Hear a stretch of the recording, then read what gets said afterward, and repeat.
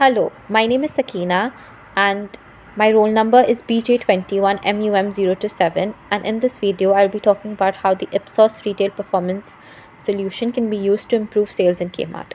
Now Kmart is an everyday low price discount department store with over 300 stores across Australia and New Zealand. They sell a wide range of merchandise from home decor, garden supplies, cosmetics to apparel, stationery, etc. Now, in terms of revenue, Kmart recorded $5.7 billion in the second half of 2022, which was a 24% increase from the previous period.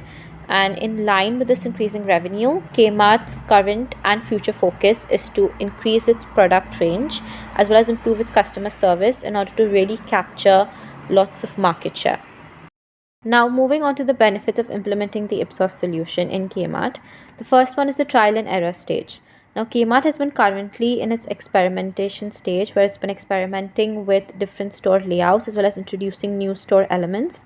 So, for example, in one of its branch in Melbourne, it's changed the cash registers from the center of the store to the exit, as well as it's introduced click and collect kiosks, etc.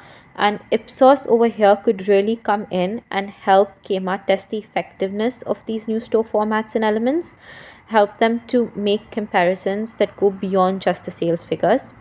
The second one is to help them form customer profiles. Now, Kmart is a cost leader with a very wide target audience from all income brackets. And because of this wide customer base, Ipsos's capabilities could really give Kmart a better idea of who is shopping from them and, more importantly, how are they shopping. The third one is reduced stockouts. Now, Kmart is known for having a very complex product assortment as well as it's a very high turnover, fast moving store, and so stockouts can be a real problem here.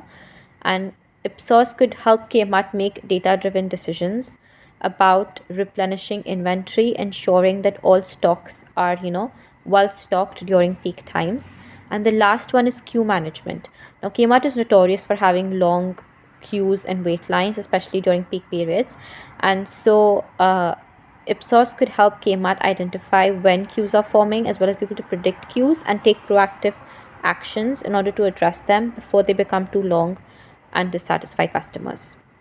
Okay, so moving on to the setbacks. Now, in Australia, there have been some major recent data breaches. Because of that, privacy is a major concern, and customers may have worries about their privacy as well as the collection of personal data within the store, which can lead to negative perceptions or even legal issues. So, Kmart will really have to be careful in implementing strict security measures and asking for consent when necessary. The second one is that Ipsos can generate some really insightful reports. However, all of that is useless if the Kmart staff is not well trained to be able to interpret those reports, form insights, and act on them. And furthermore, they need to be able to make decisions in real time as this information is coming in to be able to really gain a return on investment. Here's how the generated data can be used to perform actions to be able to improve sales. So the first one is that Kmart can form hourly profiles of each store based on its footfall, conversion rate, as well as the average transaction value. It can also get maps that highlight high areas of staff interaction. And using all this data, the manager can basically introduce extra staffing hours in times when the conversion rates are really low but the traffic is still quite high. It can also train staff to be able to convert these visits into sales.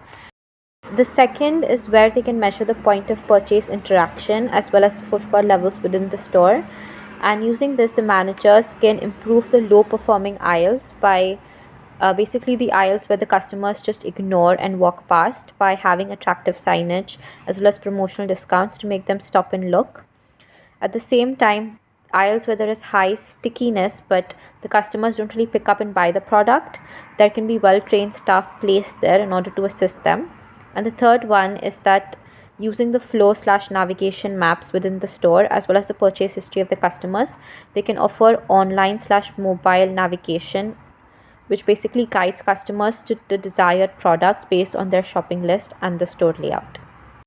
All these actions should be able to make them improve their customer service, increase their conversion rates, as well as streamline their operational processes, which all in turn helps them improve sales.